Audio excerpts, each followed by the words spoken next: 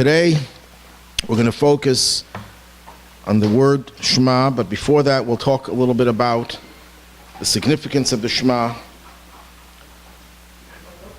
Someone was selling a horse, Jewish person, obviously. The customer was also Jewish, and he says, this horse is very different. If you want the horse to start galloping, you have to say, Baruch Hashem, thank God. If you want the horse to stop, you say, Shema Yisrael. Okay, it's simple enough if you know a little Hebrew, which he did. So he starts to ride the horse, and the horse is galloping faster and faster, and he sees not too far off, there's a cliff. And he gets very nervous, and he doesn't remember what he's supposed to say to get the horse to stop. So he realizes that this is going to be the end. What does a Jew say before he dies? Shema Yisrael. And the horse stops just at the edge of the cliff, and he says, Ay, Baruch Hashem.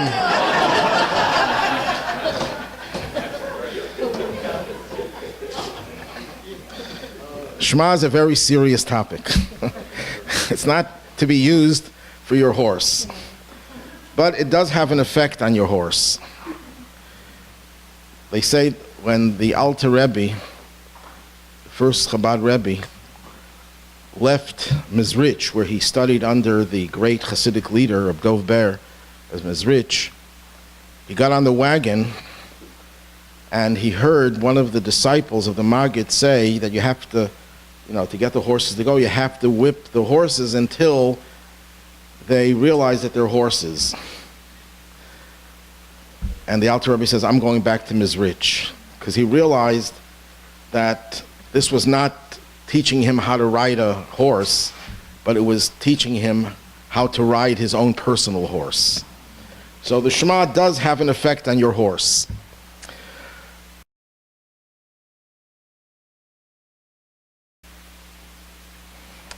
The Moranos, they should be called conversos. Moranos means something very negative.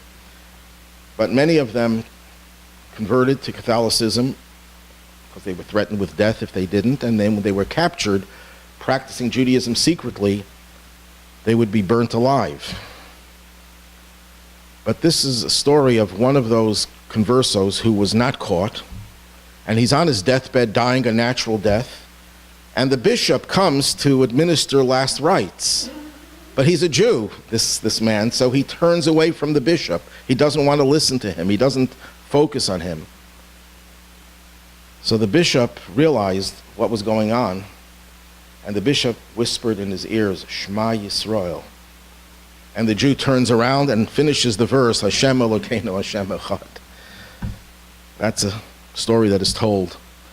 And one final story, or the one before the final story. There were two wealthy landowners in Russia, and they would have different types of entertainment, and they were getting very bored. So they decide, you know what we're going to do? Each one go back home, find a real wild animal, find one in the zoo or whatever, and we'll put the animals together, and we'll have the animals combat each other. So one of them goes back home, and he can't find any wild animals. So he tells one of his Jewish workers, he says, Moshka, he says, I want you to get dressed up like a lion. And then the Jew can't say no. He comes to the contest, they open up the gate, and then he sees this fierce tiger coming out from the other side. And of course, what do you do when you know your life is about to end? You cry out, Shema Yisrael. And the tiger responds, Baruch Shem Kavod Malchusa La'olam.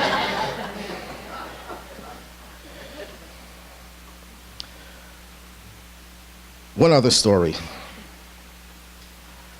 I was once on a JetBlue flight. Everyone is reading about mishaps occurring on planes. Well, this is one that happened on JetBlue about 15 years ago or so. And I'm sitting next to a Jewish student, a UB student. And based on my conversation with him, he didn't seem to know too much about Judaism. I remember said the altitude of the plane was 613. So I said to him, isn't that interesting? Do you know what 613 is? And he said, no. So that's the number of mitzvahs in the Torah. He was like very surprised. He never knew that before.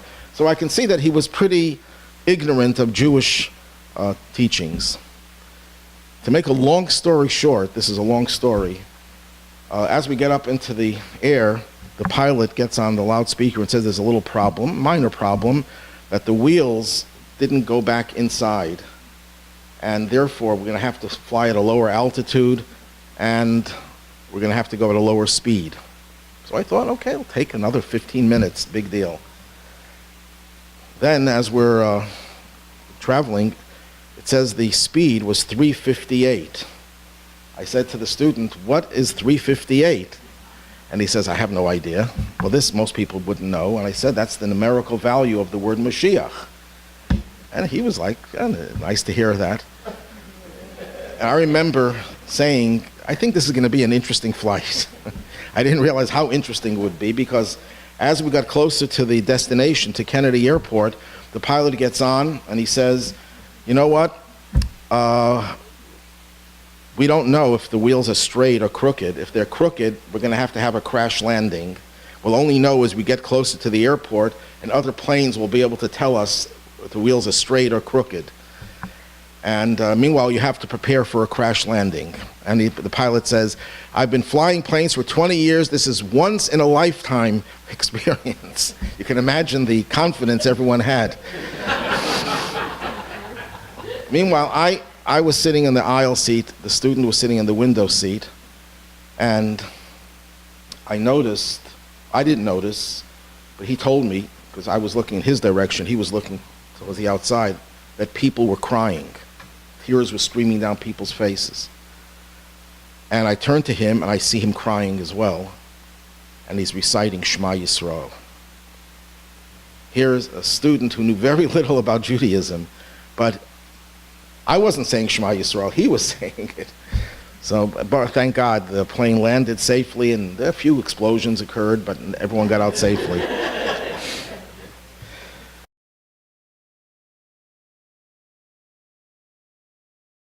Let's talk a little bit about the history of the Shema. Where did it come from? Well, we just said it's a verse in Deuteronomy. Yes, but according to our sages, according to the Talmud and the Midrash, it actually goes back before that, and that's text 1. Jacob is now on his deathbed, and he surrounds himself with all his children, and he wants to bless them, and he feels that somehow the divine presence was not with him. He didn't feel inspired. So the first thing he imagined was, you know what, maybe my kids are not following in the footsteps of Abraham, Isaac, and Jacob, myself. What did Abraham, Isaac, and Jacob do to change the whole world? Was to promote the idea of monotheism, one God. And now his kids, he feels maybe they have abandoned that belief, that core belief. And because of that, that's why he lost his inspiration. So you know what his kids said to him when he told them what his concerns were? They said, Shema Yisrael. Jacob had another name. What was his other name? Yisrael, Israel. They said to him, Shema, listen, Israel, you, Israel, our father, Hashem Elokeinu, God is our God. The same God that you have, he's also our God. He is one God. We have not abandoned your belief. And he responded with the words, Baruch Shem Kavod, blessed is the name of God's glorious kingdom forever and ever. That was his response. It's one of the reasons we don't say it out loud, because that's not mentioned in the Torah. That's mentioned in the oral tradition as not to equate it with the verse in the Torah. We say it quietly. That's one of the reasons anyhow. Another example, another source where the Shema was said, when Joseph harnessed his chariot and he went up to meet Israel, his father, to Goshen, and he appeared to him and he fell on his neck and he wept on his neck for a long time. Joseph is now reunited with his father and weeping in this reunion, tears of joy. So the Midrash says, Jacob, however, neither fell on Joseph's neck, he didn't embrace him, nor kissed him. Our sages said that he was reciting the Shema, which of course is very, very strange. Here a father, his beloved child, who he mourned and grieved for so many years, and now he meets him, and his son is all over him, embracing him and crying, and he's saying, I'm sorry, I'm saying the Shema. What was going on over there? Keep that question in the back of your mind. We'll get to it in the other classes. Now, Shema itself, they translate it as Hear, O Israel, but it has many different translations. Some are literal, some are more creative. The first meaning is Hear, O Israel, and we'll talk today about hearing. Then there's also listening or perceiving, absorbing. Then there's obeying. Then there's understanding or meditating. These are all legitimate translations. Another one is gathering. Gather Israel. What does that mean? Well, we'll get to that also eventually. Then there's one that's not obviously a translation, but it's a composite of two words. Shema has a shin mem, which is Shem, which means name, and then the letter ayin, the name of 70. Again, that's very cryptic. The name of 70, 70, the number, the name of 70. We'll have to discuss that as well. And it's also an acronym. There's three words, biblical words. Su'u marom einechem. Su means lift up, marom to the heavens, einechem your eyes. And the end of the verse is, and you shall see who created all of these.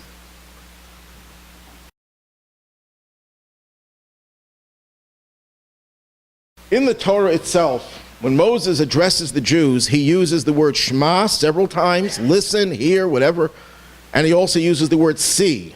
They're used interchangeably, but there are different meanings. And we're going to focus on the meaning of Shema as opposed to Re'eh, see. You have to hear the words. You can't just meditate. When you say the Shema, you can't just look at the prayer book, if you know it by heart. You can't just think the words. You have to verbalize them, vocalize them. You have to hear what you're saying. Literally hear. Forget about all the deeper meanings. Literally you have to hear, because hearing is a very important part of being human. And that's a very important part of being Jewish. Most civilizations throughout history were visual cultures. The pagans, they worshipped sun, the moon, the stars, the things that you could see with your eyes. The Greeks glorified art, architecture, theater, sculpture, the human body, the physical body. Today, what do people do? They watch, or the internet, they're on the computer, they watch movies, YouTube, MeTube, TheyTube. Judaism is primarily audio, not visual. God tells us, you didn't see anything at Sinai. You heard, you didn't see. There's a very big difference. There's very little visual art in Judaism. We didn't contribute that much to art over the ages, because everything in the field of art in the ancient times were revolved around religion. The church, they of course depicted different things, angels, saints, and so on and so forth, and that's where their art came from. Jewish religion didn't have much art to depict. Very little visual art in the religious realm of Judaism. And what's our primary piece of architecture? A wall, a fragment of a wall. Nothing exotic, nothing exciting about that wall if we look at it from a point of view of art. It's an impressive wall, of course, but there's nothing compared to the beautiful structures of the Greeks, of the Romans, of antiquity. If you look in the Talmud almost every page will introduce an argument with the words ta, shema, Aramaic for come and hear. Aramaic, same thing as in Hebrew. Ta means come, shema, hear. Shema mina, if we want to say it, we can prove something, we say shema mina. You can hear from this. If you want to say there's an inference, mashma, it implies. The idea of hearing is so clear. If you want to connect to something spiritual, it cannot be seen. You have to use your mind, your more refined and more subtle senses. Story of the teacher in the Soviet Union, and he says to his kids, "You see the tree outside? Yeah. There's a tree. Do you see the ceiling? Yes, because there is a ceiling." And then he says, "Do you see God? No. Then there is no God." So one of the students says to the other students, "Do you see the teacher's brain?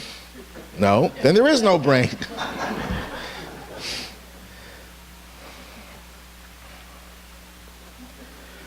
We had a guest a number of years ago who were working for the State Department in Nigeria. We're Americans who worked in Nigeria. And whenever they had to take care of medical needs, they would fly to London. They wouldn't go to the local doctors. Why? Because the local doctor would have a needle that he would use for everyone, the same needle without sterilizing it, and he would mock those who questioned him, and he would say, "You're so primitive.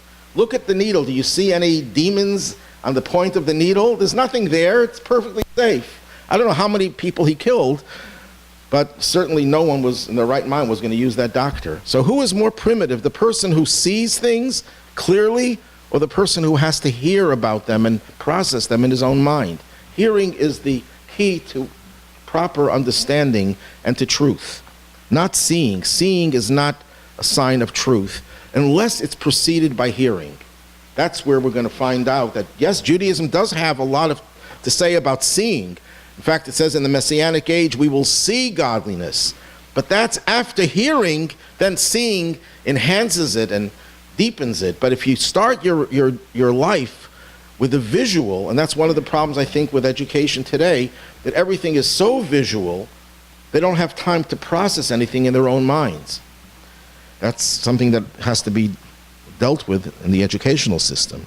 You can't see love, you can't see compassion, you can't see honesty. You can only discuss it. Of course, you could act lovingly, but you can't see the emotion of love.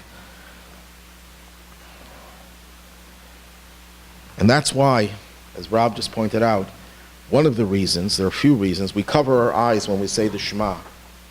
Simple reason is not to be distracted. You want to focus, you want to concentrate. But the deeper reason is you don't want to be affected by the visual. You want to focus on what you hear and not on what you see. Because what you see is not reality. What you hear has a chance of being reality, has a chance of being true and being honest. There was a story of a drunkard, Jewish drunkard, who would drink till he would become totally intoxicated,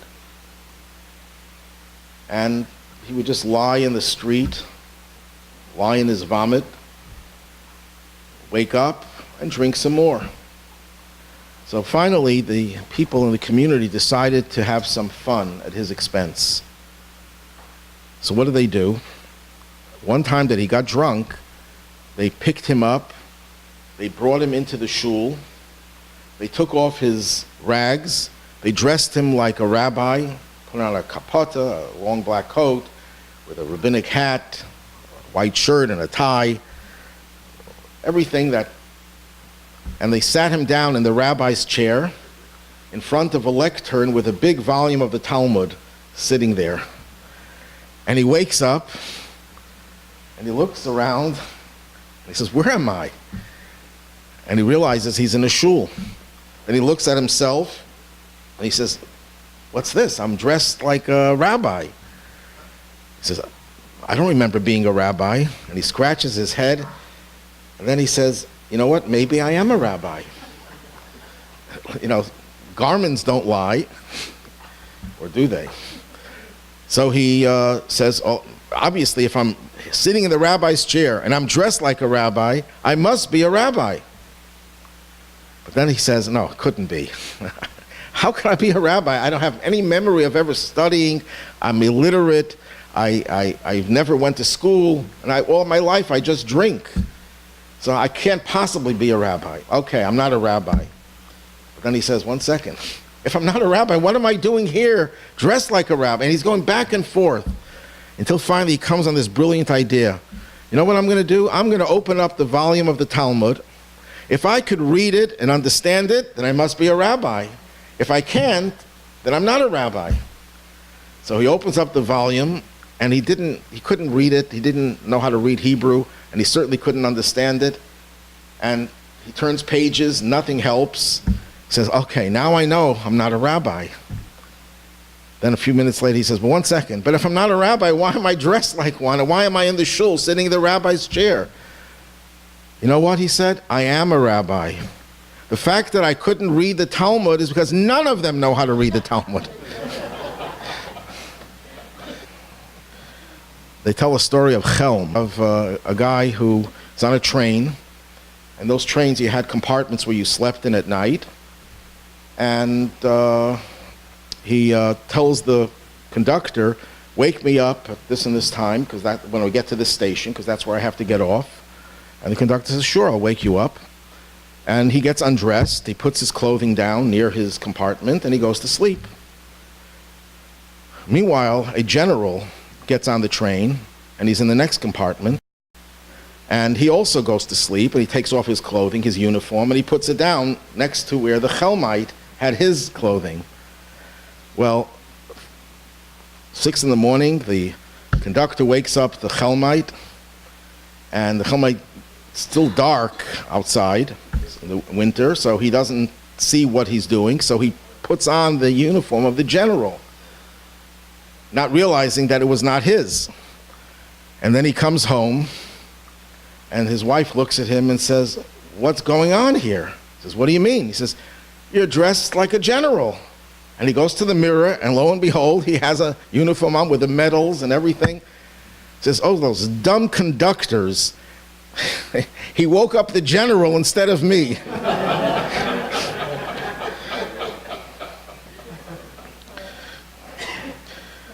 So we are the drunkards or the Chelmites. You take your pick. And we are so exposed to the superficial. We only could see, if we look like we're wearing the uniform of a general, then we must be the general. If we're looking like a rabbi, we must be a rabbi. We have such false impressions of who we are and what the world around us is like. When you say the Shema, the first thing, forget about the deeper meanings, the first word already allows you to penetrate the cover and say, Shema, open your ears. Stop focusing on what your eyes see and deceive you, because your eyes will tell you you're something you're not. The eyes will tell you that the world around you is something it isn't.